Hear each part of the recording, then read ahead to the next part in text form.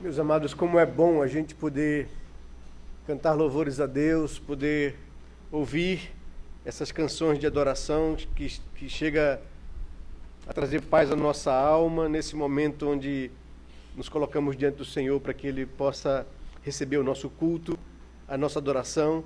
E também o fazemos na expectativa de que o Senhor se apiede das nossas vidas e fale ao nosso coração. Traga na exposição da sua palavra alento, consolo, orientação, exortação para as nossas vidas, para que possamos vivê-la na presença do Senhor. Nós vivemos momentos muito apreensivos e delicados como nação.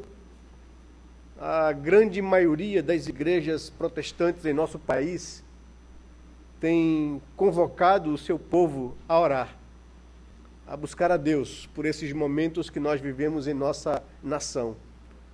São momentos não somente estarrecedores ao ponto de vista de sabermos de algumas particularidades, das nossas lideranças políticas, mas também porque a pátria se toma num ambiente de polarização, de radicalismos, de ameaças, e isso tem se levantado a cada dia, e as igrejas, os pastores têm convocado o povo à oração, a colocar-se de joelhos pela nossa pátria.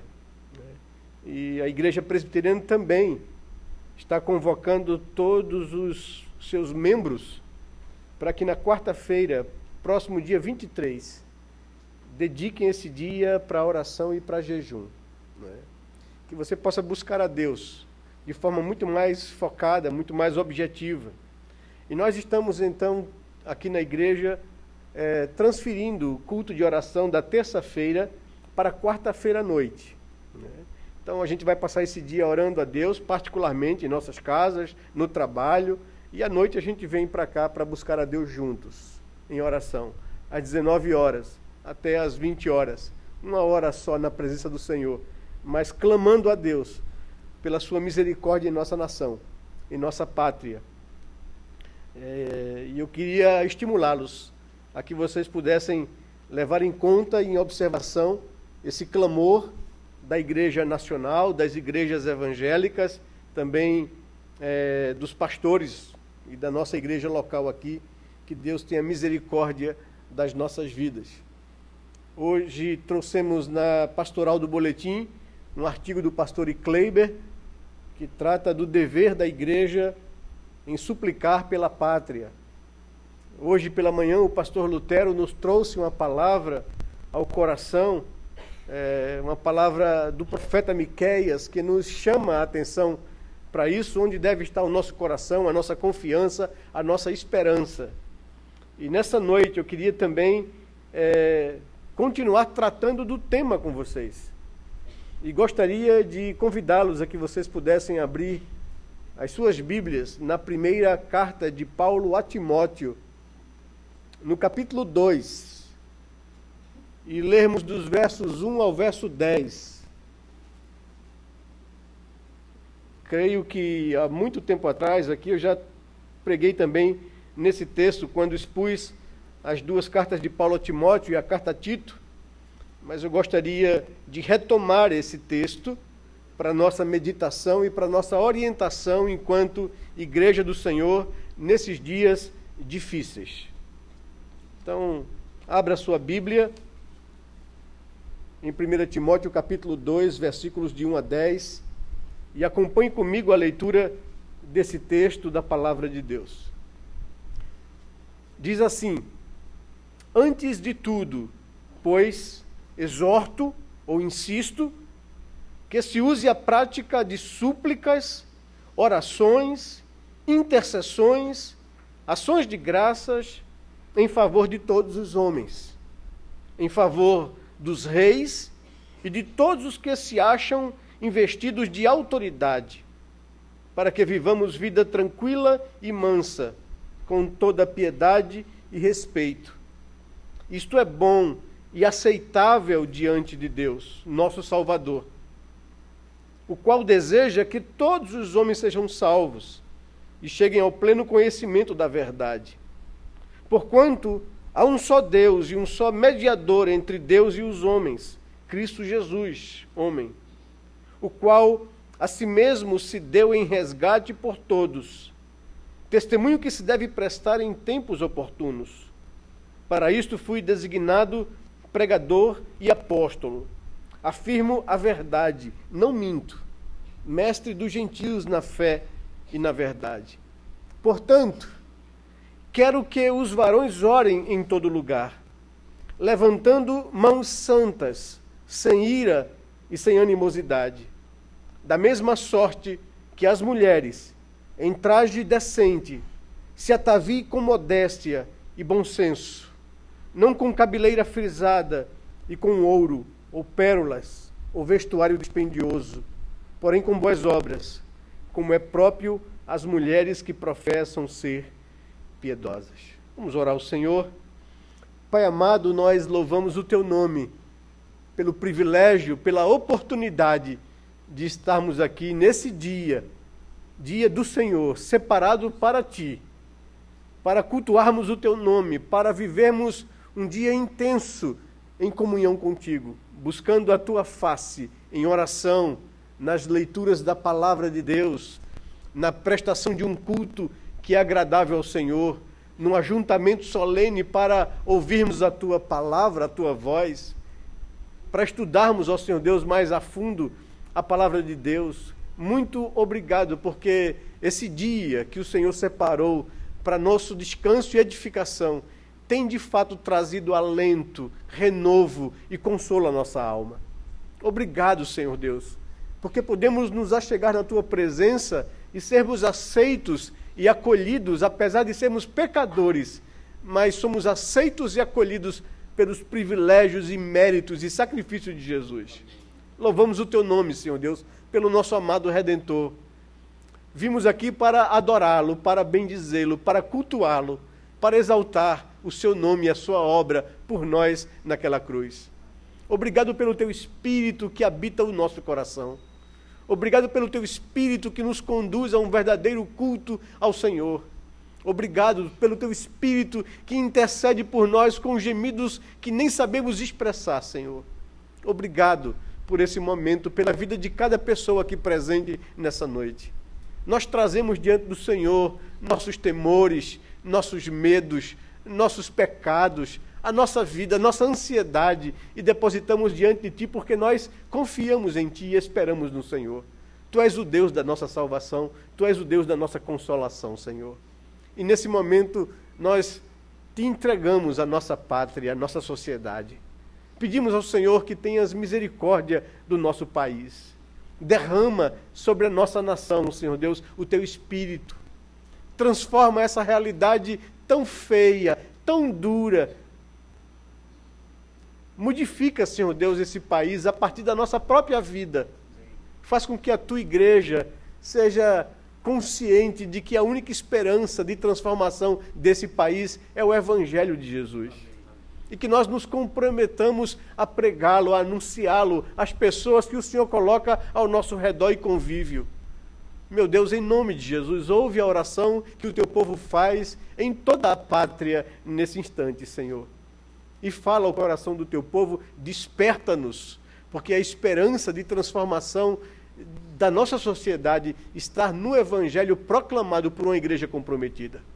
Você pôs conosco e fale ao nosso coração nessa noite, Pai. É o que nós Te pedimos em nome de Jesus. Amém, Senhor Deus. Amém, Pai amado. Meus amados irmãos, sexta-feira foi um dia agitado e tumultuado aqui. Nós saímos aqui da igreja um pouco mais cedo para ir para casa por causa das manifestações. E no caminho eu fui pegar a minha filha e a gente via os movimentos e a pressa e a agitação da cidade e alguns grupos fazendo algumas coisas na rua da Católica. Quando eu passei por lá, tinha alguns estudantes tirando os tampos dos bueiros de cimento e colocando de forma transversal para que os carros pudessem bater embaixo. Não sei o que eles queriam com isso, não é? E a cidade estava muito agitada e a gente estava vendo isso. Depois de lá para cá, a gente vê algumas entrevistas, algumas algumas manifestações de homens experientes, de alguns políticos do passado, de alguns analistas sociais, né? Falando do risco e do perigo que o Brasil vive de confrontos civis, né? Se acontecer alguma coisa, as ameaças, né, de alguns grupos, e de fato isso tem levado a liderança evangélica a clamar ao povo que ore a Deus pelo nosso país. Esses dias eu estava vendo uma entrevista com um velho líder político de orientação comunista, e até um homem muito respeitado no Brasil. O seu passado, né, não tem nada contra ele. Ele dizendo que temia, de fato, mais uma vez, uma intervenção militar no Brasil, porque ele via que a única saída, se as instituições democráticas perderem o controle. Ele disse que isso não é nem não é nem alguma coisa fora do normal, mas é uma coisa natural. As Forças Armadas existem num país para manter a ordem num país, e se o país ganha essa desordem e perde o controle das suas instituições, ele tem que intervir, é a obrigação dele intervir, e ele temia isso acontecer para que a nossa democracia não voltasse atrás. Mas todos esses riscos, essas ameaças, essas análises, essas possibilidades, têm de fato inquietado o coração do Brasil, da população brasileira, de certa forma. E eu queria então trazer esse texto, que é um texto onde o apóstolo Paulo também intervém como apóstolo, numa situação de crise que o mundo estava vivendo a partir dos anos 60 do primeiro século da era cristã. A região onde Paulo vivia, a Palestina, e todo o mundo romano estava sob ameaça de intervenções por causa de um suposto insurreição que houve em Roma, onde a capital do império fora incendiada. E os rumores que se espalhavam eram que a responsabilidade dessa insurreição, desses atos, né, vinham dos cristãos.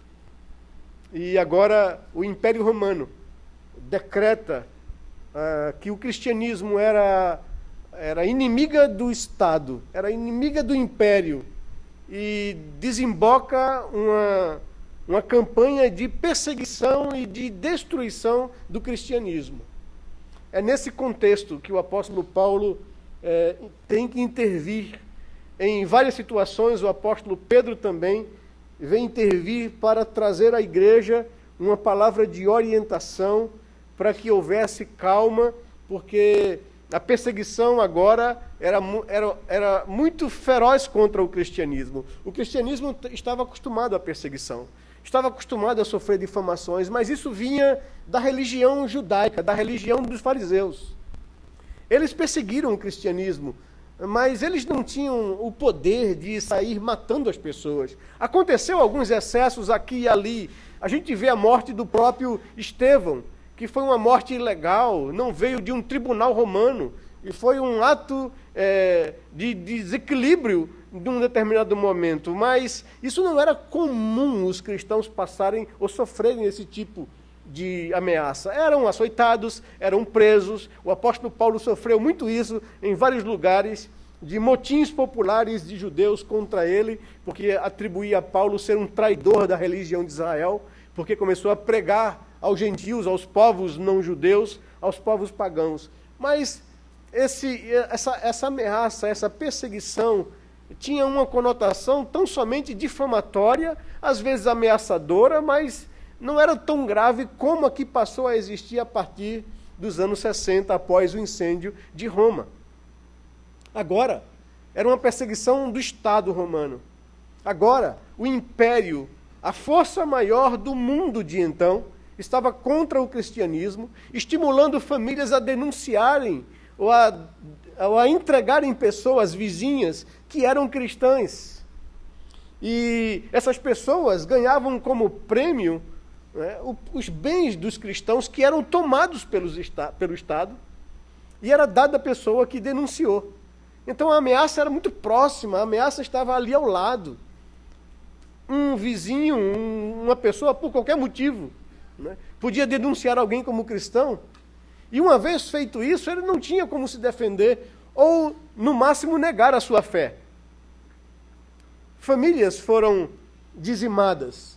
Mulheres perderam os seus maridos, filhos os seus pais. A carta de Paulo a Timóteo, você vai se inteirar dela, no capítulo 5, Paulo orienta Timóteo a orientar a igreja a assistir às viúvas que se avolumavam cada vez mais, a orientar que as viúvas mais novas que perderam os seus maridos, que elas pudessem casar novamente, porque a igreja não tinha condições de sustentar e manter todas as mulheres viúvas. As mulheres não tinham acesso ao trabalho. Elas dependiam dos pais enquanto solteiras, dos maridos enquanto casadas. Perdendo um marido, ela não teria renda para viver. E a igreja, diz Paulo a Timóteo, é responsável por acolher, por sustentar essas mulheres, mas oriente também, não somente as mais novas a se casarem, mas oriente também aqueles que têm famílias na igreja, que a família assuma a responsabilidade sobre elas, para não sobrecarregar a igreja. E a igreja tenha condições de assistir as viúvas verdadeiramente viúvas. Ou seja, verdadeiramente desamparadas, que não têm família ou que não têm possibilidade de um novo casamento. Então, oriente isso, Timóteo. Faça essa relação, faça esse filtro. Oriente a igreja de como lidar com essas situações. E por que isso? Porque muitas mulheres perdiam seus maridos nessa perseguição. Muitas crianças perdiam seus pais nessa perseguição.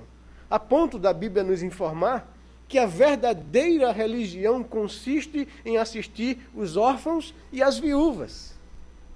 Porque era exatamente esse o problema social e econômico da época, né, de maridos morrerem por causa da fé e as mulheres e os filhos pagarem um preço muito alto. Era um momento delicado. Isso levava os cristãos, os homens, a se ressentirem contra esse estado de coisas. E começaram a alimentar no seu coração um sentimento de revanche, de reação, de pegarem armas para defender as suas vidas e famílias. Coisas que todo homem sabe que é sua responsabilidade. Nós somos sacerdotes da nossa casa, não somente para orientar espiritualmente os nossos filhos e esposas, mas também nós somos chamados a defendê-los, a protegê-los, a cuidar deles. E quando eles estão debaixo de ameaça, somos nós os responsáveis por ir à frente para defender a vida deles. E os maridos estavam então tendo esse sentimento de ira, de uma justa indignação contra esse estado de coisas e de animosidade contra as autoridades romanas e contra os governantes. É nesse contexto que o apóstolo Paulo se dirige a Timóteo, no capítulo 2, no verso 1 ao verso 10. É nesse contexto que o apóstolo Paulo está falando de que a arma do cristão na luta para transformar o seu meio não é a espada. Que Deus concedeu um meio de graça poderoso para transformar a realidade a mais dura que possa ser. Então, o texto é muito adequado às nossas vidas nessa noite e no momento que a gente vive enquanto sociedade e enquanto nação. Eu não sei se você consegue perceber isso ou se você não está tão atento a essas coisas, mas nós estamos vivendo um momento muito delicado e grave no nosso país. Quando eu falo isso, eu estou falando das nossas instituições que estão em perigo de colapso, porque não se confia mais em nenhum tipo de instituição. E agora, com essas delações que nós temos visto por aí, cada vez mais nas delações se apresenta nome de ministros da Suprema Corte envolvido com essa trama. Então, a esperança de um país, que é o seu poder judiciário, para intervir a favor da Constituição e da sociedade, sobre os poderes executivos e legislativo, parece-me que também começa a estar sob a suspeição da sociedade. Isso traz um clima de desesperança e de desordem. Nós vivemos um quadro de fato delicado e difícil. E Paulo, então, orienta aquela igreja e creio que os mesmos princípios estabelecidos aqui podem ser extraídos e aplicados na nossa vida enquanto sociedade moderna, mesmo com toda a distância e a diferença, porque eles viviam num regime político totalitário, onde um imperador reinava sobre o mundo conhecido da época, e esse poder era absoluto. E Paulo está falando para aqueles homens como eles deveriam reagir, não da forma que eles estavam pensando, com ira e com animosidade contra as autoridades. Paulo diz que há uma arma muito mais poderosa e muito mais forte do que isso. Ele já havia intervido a igreja lá em Roma, debaixo do nariz do império. No capítulo 13, é um texto muito conhecido da carta aos Romanos, onde Paulo diz que todo homem esteja sujeito à autoridade, porque não existe autoridade que não proceda de Deus, que essas autoridades não têm autonomia, ou não são absolutas, que Deus é quem é Senhor do universo, e que nós deveríamos confiar em Deus e descansar em Deus, e não se insurgir, não pegar em armas para fazer uma revolução. É isso que Paulo está dizendo aos Romanos do capítulo 13. Sujeite-se à autoridade. Vocês vivem debaixo de um poder totalitário, e é absurdo pensar que vocês podem mudar essa realidade na força da espada. A mesma coisa Paulo está dizendo aqui a Timóteo, para que Timóteo oriente a sua igreja em Éfeso, na Ásia, a não ter ou não alimentar esse sentimento. A mesma coisa diz Pedro, quando escreve a sua primeira carta no capítulo 2, que a autoridade é ministro de Deus para o bem, e que a gente deveria, aqui Paulo diz com muita clareza, a oração é a maior arma que a igreja tem para mudar a sua realidade. Ele diz isso. Veja comigo o verso 1 do capítulo 2. Antes de tudo, antes de qualquer coisa, Timóteo, eu exorto, eu insisto com você, que se use a prática de súplicas, orações, intercessões, ações de graças, em favor de todos os homens, em favor dos reis e de todos os que se acham investidos de autoridade, para que vivamos vida tranquila e mansa. Essa é a palavra de Paulo. A exortação apostólica, em primeiro lugar, nos chama a atenção para que os cristãos deveriam embaiar a espada, guardá-la e desembaiar a oração para mudar a história. É isso que Paulo está dizendo. Você observa que o espírito daqueles homens, segundo o próprio texto vai nos dizer, na conclusão de Paulo, no versículo 8, ele diz: eu quero que os varões orem em todo lugar, levantando mãos santas, sem ira e sem animosidade. Então, o que Paulo está reagindo aqui é esse sentimento, que era um sentimento justo, porque a igreja estava sendo difamada em todo o império, sendo acusada de uma coisa que ela não fez, de ter insurgido contra Roma e de ter incendiado a cidade, e isso não era verdade. A história mostrou essa farsa. Nero foi o autor disso. Foi vencido em convencer o Senado da construção da Roma segundo os sonhos que ele queria. E não tendo o apoio do Senado, ele tramou colocar fogo na cidade para poder reconstruí-la. E ele culparia então os cristãos, que eram os inimigos do império. Paulo, quando escreveu essa carta, ele estava em algum lugar dali do mundo do Mediterrâneo. Ele diz no versículo 3 do capítulo 1, que quando eu estava de viagem rumo à Macedônia, te roguei, Timóteo, permanecesses ainda em Éfeso, para demonstrares a certas pessoas, a fim de que não ensine outra doutrina. Então Paulo escreveu de algum lugar do Mediterrâneo para Timóteo, que era pastor em Éfeso, para que ele continuasse ali e orientasse. Ele primeiro pediu, agora ele escreve de algum lugar para Timóteo. Quando ele escreve essa carta, ele está em fuga.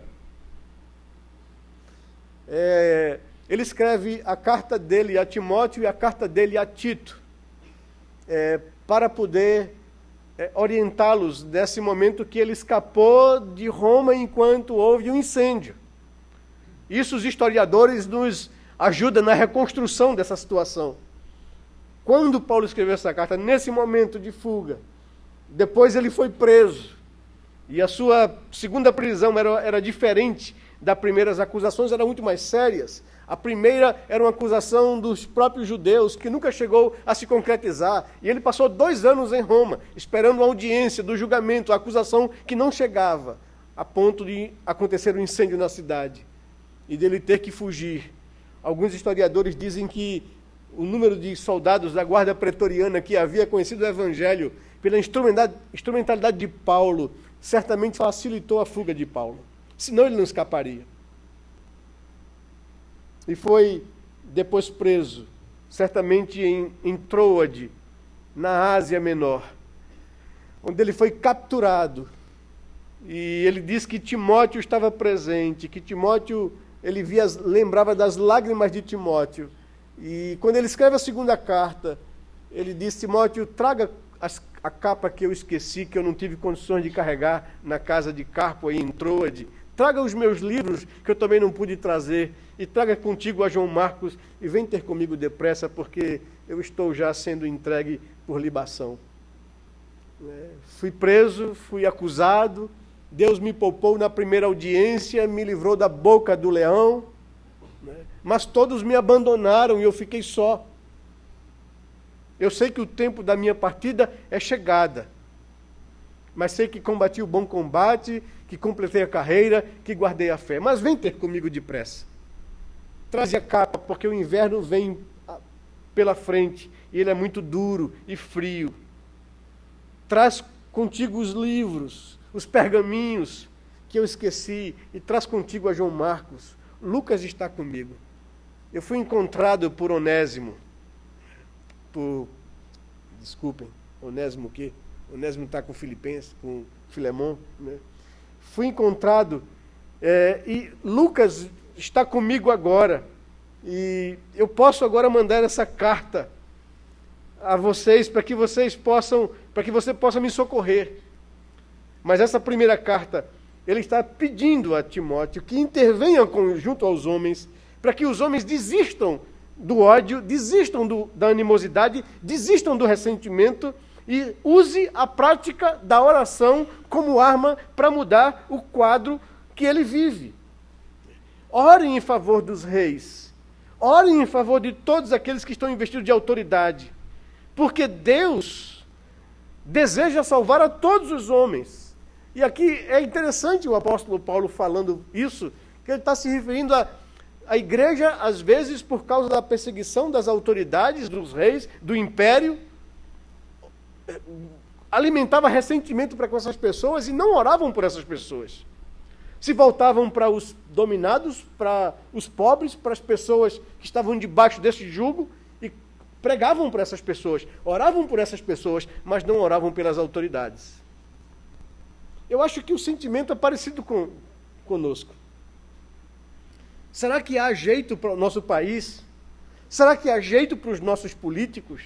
Será que há jeito para as nossas lideranças? É tanta desonradez, é tanta desonestidade, é tanta corrupção. Quando nos chega ao conhecimento, os grampos, o conteúdo das conversas, o linguajar baixo, a maneira como essas pessoas lidam com outras instituições da democracia, é estarrecedor. Será que há jeito? E Paulo está dizendo, sim, há jeito.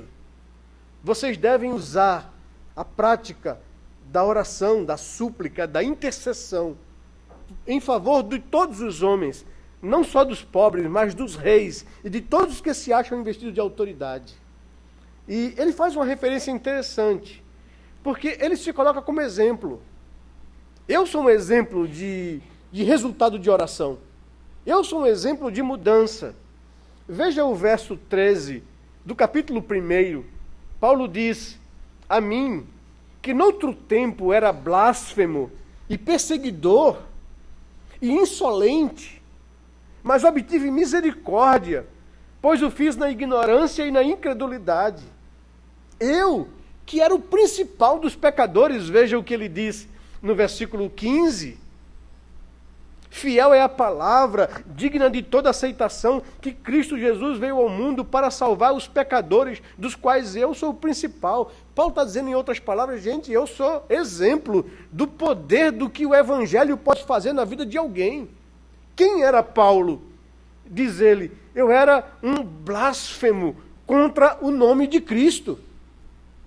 Quem era Paulo? Eu era um perseguidor da igreja. Eu fui responsável ou participante pela morte de Estevão. Eu estava lá segurando as roupas daqueles que o apedrejaram. Eu peguei documentos para perseguir cristãos de cidade em cidade e prendê-los e trazê-los a Jerusalém. Eu fui um blasfemo, eu fui um perseguidor, eu fui um insolente contra a Deus. Mas a misericórdia de Deus me alcançou. Deus transformou a minha vida. Se eu, diz Paulo, que sou o principal dos pecadores, fui transformado, quanto mais as autoridades instituídas do Império Romano. Ele se coloca como exemplo. Ele diz no verso 16 do capítulo 1, mas por esta mesma razão, por ser eu o principal dos pecadores, um blasfemador, um insolente e um perseguidor, por essa mesma razão me foi concedida misericórdia, para que em mim, o principal, evidenciasse Jesus Cristo a sua completa longanimidade e servisse eu de modelo a quantos hão de crer nele para a vida eterna. Então, por isso eu digo a vocês, eu insisto com vocês, eu rogo a vocês, igreja, use a prática de súplicas, orações e intercessões em favor dos reis e daqueles que estão investidos de autoridade, para que vivamos vida tranquila e mansa, com piedade e respeito.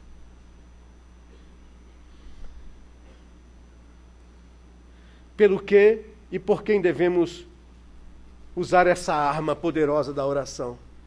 E Paulo diz, pelos que governam, pelos que estão investidos de autoridade. Isso significa todos os homens aqui, todos os que se ocupam, ou que ocupam uma posição elevada. Os reis, que eram os governantes, né? Herodes era um rei, Agripa era um rei, os governadores, que Paulo teve que enfrentar lá em Jerusalém, Cesareia, Félix, Festo, eram pessoas investidas de autoridade. Trazendo para o nosso contexto, os nossos legisladores, os nossos parlamentares, os nossos juízes, os nossos procuradores, os nossos investigadores, os nossos promotores. Devemos rogar a Deus por esses homens. E quando eu digo rogar a Deus, eu sei que tem pessoas que pegam esse texto e até querem trazer uma certa anestesia e acomodação para a igreja. Não é orar assim, ó Senhor Deus, abençoe a nossa presidenta Dilma, ou abençoe o Delcídio do Amaral, abençoe... Não é isso que eu estou dizendo. Não é isso que a Bíblia está dizendo. A Bíblia está dizendo que eu devo usar a oração para que Deus faça a justiça, para que Deus revele a verdade, para que Deus desmascare o engodo, para que Deus manifeste todas as coisas. Se isso levar pessoas ao arrependimento e conversão, amém. Mas que Deus conserte o que está quebrado. A oração que a igreja tem que fazer é exatamente essa. Não é oração para abençoar o malfeitor, porque se fosse isso, nós nos tornaríamos cúmplices nas obras das trevas. E Paulo, escrevendo aos Efésios, nos diz isso. Não vos torneis cúmplices nas obras das trevas, antes, porém, reprovai-as. A minha oração a Deus aqui não é uma oração de acomodação. É uma oração de pedir a Deus a intercessão dele no nosso país. Pedir a Deus a intervenção dele nesse meio do caos. Pedir a Deus que a justiça dele seja feita. Essa é a oração da igreja. Evidentemente que anunciar o Evangelho para essas pessoas, que proclamar as verdades de Deus para essas pessoas, para que elas sejam alcançadas e atingidas pela graça. Porque Deus, da mesma forma que transformou a vida de um Paulo, pode transformar a vida de qualquer pessoa. Esse é o poder do Evangelho. E ele continua exatamente dizendo isso. Ele continua nos chamando a atenção para esse detalhe. Pelo que e a quem eu devo orar? Eu devo orar para a salvação das pessoas. Ora, usar a prática de oração, de intercessão, de súplicas e de gratidão. Gratidão, evidentemente, por duas coisas. Primeiro, gratidão por aqueles que Deus tem levantado para trazer a justiça, a verdade, a luz. Nós devemos agradecer a Deus por isso. Nós podemos perceber que Deus está tratando o nosso país, que Deus está expurgando as nossas mazelas, que Deus está trazendo à luz o que somos enquanto sociedade. E eu tenho esperança nisso. Eu não olho isso com um olhar de tristeza. Eu vejo que Deus está tratando a nossa nação. Porque enquanto as coisas estão encobertas, não há tratamento. Mas enquanto as coisas estão sendo expostas, há possibilidade de transformação, de mudança, de trato de Deus. Louvado seja Deus por aquilo que nós estamos vivendo enquanto nação. Porque isso nos traz possibilidade de mudança. Possibilidade de sermos um país que valoriza o que é verdade e não o que é injusto.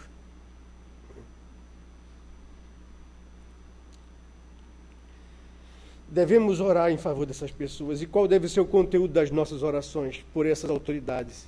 Deus deseja salvá-los, transformá-los, levá-los ao conhecimento pleno da sua verdade, seus valores e seus princípios. Paulo continua dizendo no texto: isto é bom e agradável e aceitável diante de Deus, o verso 3, nosso Salvador, o qual deseja que todos os homens, ou seja, todo tipo de pessoa, não somente o pobre, não somente o dominado, mas também o dominador. Deus deseja que não somente o povo, mas que as autoridades sejam salvas. Jesus Cristo morreu na cruz por todo tipo de pessoa. E é isso que ele orienta na interpretação de Marcos, no capítulo 16, verso 15 e 16. Ide por todo mundo e pregai o evangelho a toda criatura. Essa expressão toda criatura aí não quer dizer cada pessoa, mas quer dizer todo tipo de gente. Porque o evangelho veio para salvar todo tipo de gente.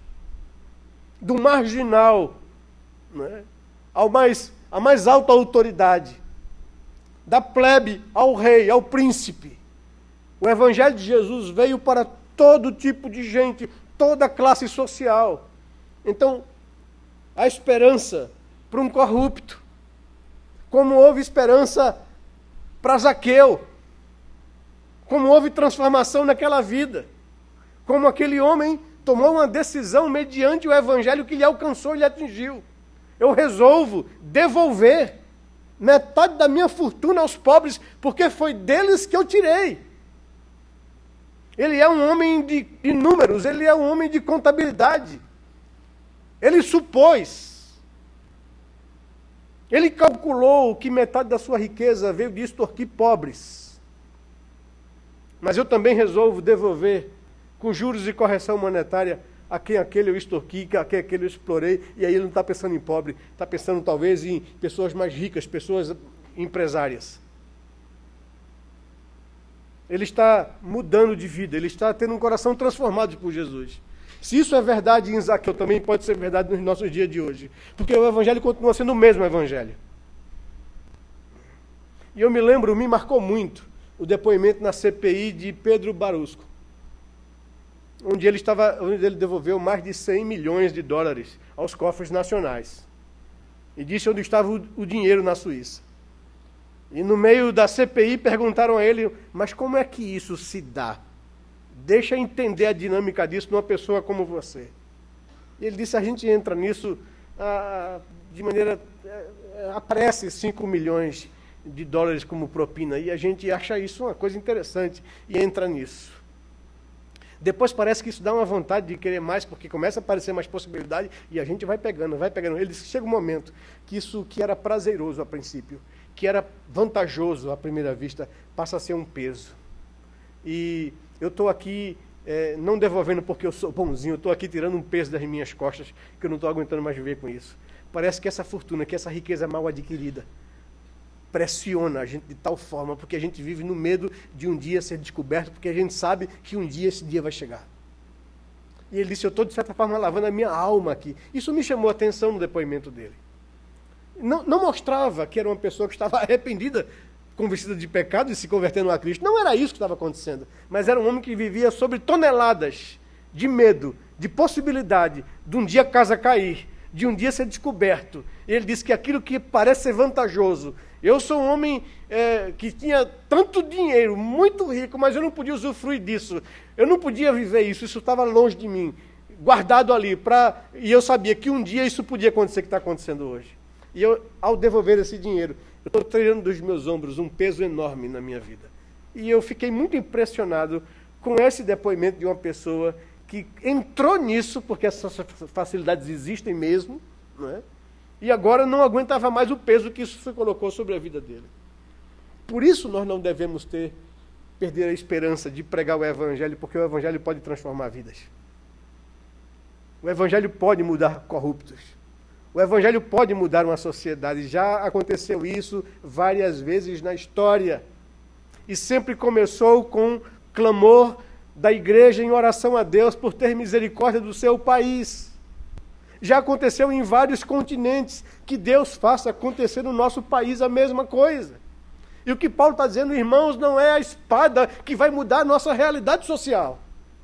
É o poder da oração. Por isso eu insisto com você, Timóteo, exorte a igreja que se use a prática da oração, da súplica, da intercessão em favor dos reis e de todos aqueles que se acham investidos de autoridade, para que possamos viver vida tranquila e mansa com piedade e respeito. Essa é a única esperança para o nosso país. Não há outra esperança. E como bem colocado pelo pastor Lutero hoje pela manhã, não são partidos políticos, porque não há um justo entre eles. O nosso clamor deveria começar também a Deus, isso, Senhor, resolva esse problema que a gente vive, destitua, se houve de fato ilegalidade. Agora, a nossa esperança não está no novo governo, porque são homens que estão aqui no meio dessa corrupção. Mas, Senhor, levanta pessoas sérias em nosso país. Traz à luz gente que não seja comprometida com isso. Como o próprio Deus tem levantado. Esses dias eu estava assistindo uma entrevista de um jurista, dizendo que o que está acontecendo nas nossas instituições é que uma nova classe jovem de pessoas estão assumindo papéis. E eles não estão ligados a esse antigo grupo que acomodava as situações. Eles estão com a nova mentalidade de cumprir o que a lei determina. E esse vigor desses jovens que estão assumindo posturas nos investigadores, nos procuradores da República, nos juízos de primeira instância, essas pessoas vêm com um vigor novo de querer construir um país melhor. Isso é motivo de nós louvarmos a Deus e agradecermos a Deus. Isso é ação da graça de Deus em resposta à oração da sua igreja. Que Deus nos dê olhos para enxergar essas coisas e nos encha de esperança nisso. Agora, dizia o jurista, mas a Suprema Corte, ela vai acomodar a situação, porque ela sabe, se endurecer dessa forma, ela pode causar uma crise institucional. Então, a tendência é de acomodar. E nós devemos orar a Deus, Senhor, faz com que no meio de todo esse jogo, até de maturidade ou de equilíbrio das cortes maiores, a gente tenha a verdade e a justiça estabelecida. Vivemos num país onde a gente foi chamado para transformá-lo. E se o nosso país entrar em colapso e não conseguir ser atingido pelo Evangelho de forma a mudar as suas entranhas, é porque a igreja falhou. É porque a igreja não se utilizou daquilo que Paulo diz que pode mudar uma realidade. Meus irmãos, o próprio Império Romano, que perseguiu, que matou, que espoliou a igreja, se rendeu a ela no 4º século. A igreja saiu vitoriosa. Que em nome de Jesus a gente entenda a nossa responsabilidade enquanto igreja do Senhor. Nas nossas mãos está o Evangelho para ser anunciado. Nas nossas mãos está o meio de graça da oração para transformar essa realidade do Brasil. Não é o engajamento político que vai mudar. Não é a revolução e pegar em armas quem vai mudar.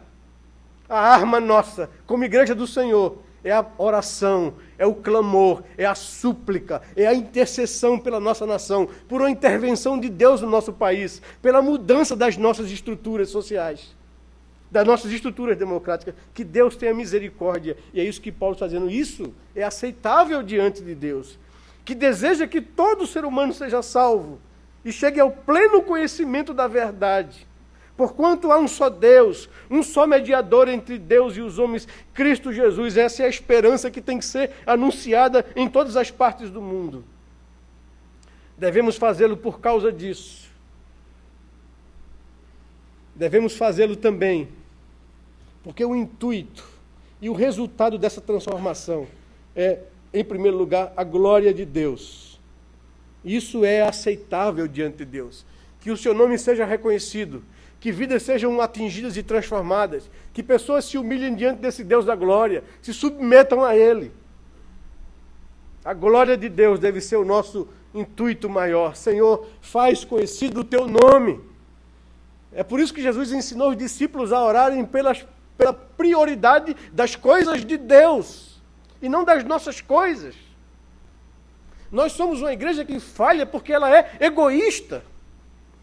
Porque, em primeiro lugar, estão as nossas necessidades, as nossas carências, os nossos sonhos, e não as coisas de Deus.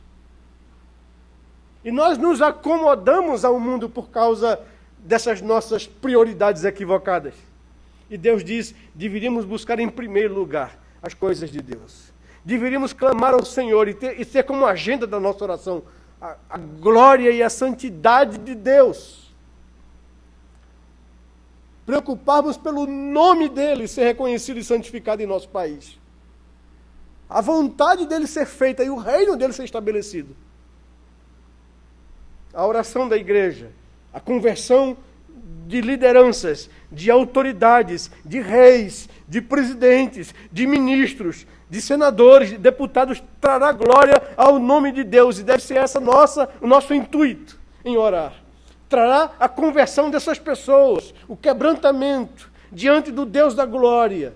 E trará como consequência natural o bem das nossas vidas. Para que vivamos vida tranquila e mansa. Para que vivamos com piedade e respeito. Para que sejamos uma nação respeitada no mundo. Para que sejamos um povo honrado como povo. Ore a Deus para que isso aconteça. Para que haja vida tranquila e mansa. Para que não haja insegurança quanto a trabalho, quanto a emprego, quanto a renda. Porque feliz a nação e o povo cujo Deus de fato é o Senhor. É um povo que vai andar na verdade, que vai receber como um resultado a bênção de Deus sobre suas vidas. Orem a Deus por causa dessas coisas, pelo intuito e resultado disso. A conclusão de Paulo está no verso 8, no verso 9 e 10. Ele diz, portanto, ou em conclusão a tudo isso que eu falei, eu quero que os homens orem em todo lugar, levantando mãos santas, sem ira e sem animosidade. E aqui vem uma palavra para nós, os homens. Essa é a conclusão. Homens, abandonem a ira. Abandonem esse sentimento de animosidade contra as autoridades e contra as injustiças. Isso não vai resolver a questão. Não pense, em qualquer outra coisa que não seja entregar nas mãos de Deus para que Ele mude essa realidade. Não pense em insurreição. Não pense em pegar em armas. Não pense em mudar essa realidade pela força do discurso, da ideologia ou da força. Não pense nisso. Ore a Deus em todo lugar. Levante mãos santas, sem ira e sem animosidade. Os homens devem ser exortados a isso. Da mesma sorte, as mulheres, orem em todo lugar. em traje decente, se atavie com modéstia, com bom senso, não com cabeleiras frisadas ou ouro, ou pérolas, ou vestuário dispendioso, porém com boas obras, como é próprio às mulheres que professam ser piedosas. Vocês entendem o que Paulo está dizendo? Os homens têm uma luta pela frente. É dominar a animosidade, a ira, a justiça com as próprias mãos. Em lugar disso, homens, passem a orar, passem a clamar a Deus. E as mulheres, ele traz uma outra exortação aqui. Me desculpem as mulheres, mas ele está dizendo, mulheres, abandonem a futilidade. O que Paulo está dizendo é isso. Orem em todo lugar. Os homens abandonem a ira e a animosidade, as mulheres abandonem a futilidade. Se vistam com trajes decentes, não apelativos, que não chamem a atenção, se ataviem com modéstia, com bom senso, não com cabeleira frisada, nem com ouro ou pérolas, ou um vestuário dispendioso. Larguem essas coisas fúteis. Se vistam de boas obras, que é próprio às mulheres que professam piedade. Né? E a gente vê aqui onde é que está a tendência, a inclinação pecaminosa masculina, né? E a tendência pecaminosa feminina. E Paulo está exortando aqui aos homens e às mulheres a abandonarem essas coisas, para se dedicarem, para se comprometerem à mudança da nossa sociedade através da oração. É isso que ele está dizendo. Que Deus possa ser misericordioso para com nossas vidas. E eu quero trazer algumas questões de aplicação prática para mim e para você. Será que nós cremos verdadeiramente no poder que há na oração?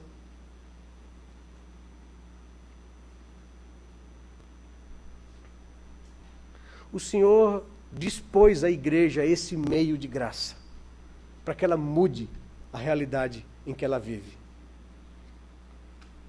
Temos usado essa poderosa arma para ver Deus, em resposta ao clamor do seu povo, mudar a triste realidade nossa em nosso país?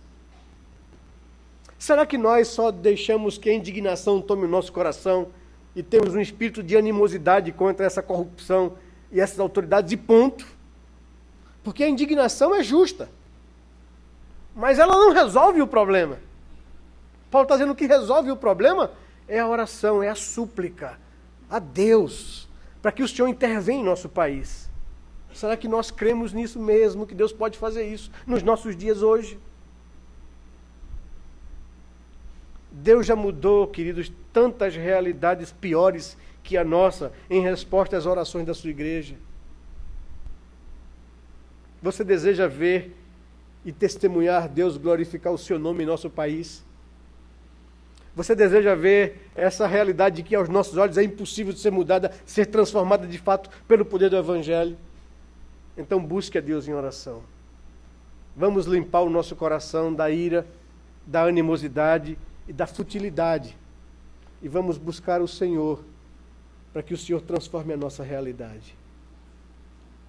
Agostinho era um pervertido, como bem colocou o Wilson hoje nessa manhã. As orações da sua mãe mudaram a sua vida. A Inglaterra do século XIV era negra e perdida. Deus usou homens como John Wycliffe para influenciar muitos movimentos de outras pessoas. Praga do século XV era perdida e Deus usou o testemunho à morte de um homem chamado João Hus para trazer uma inquietação que veio ver como resultado o século seguinte, na Reforma Protestante.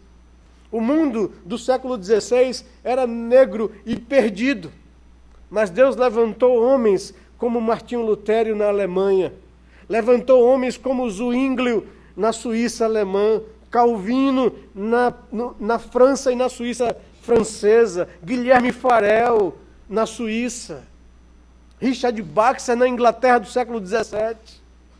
John Knox na Escócia do século XVIII ou XVI. Abraham Kuyper na Holanda. John Wesley na Inglaterra do século XVIII. George Whitefield na América. Jonathan Edwards na América. Deus já fez transformações em continentes, em países e em sociedades por causa da instrumentalidade da oração, de pessoas que creram nisso. Está na hora de nós dobrarmos os nossos joelhos em nosso país e clamar ao Senhor assim como Knox clamou: Senhor, dá-me o Brasil, senão nós morremos. Que Deus possa colocar isso no coração do seu povo. Que Deus possa colocar esse clamor no meio da sua igreja, para que nós vejamos nos nossos dias um milagre de Deus acontecer em nosso país. Que Deus tenha compaixão e misericórdia da sua igreja e do seu povo. Vamos ficar de pé nesse momento e vamos cantar um hino ao Senhor.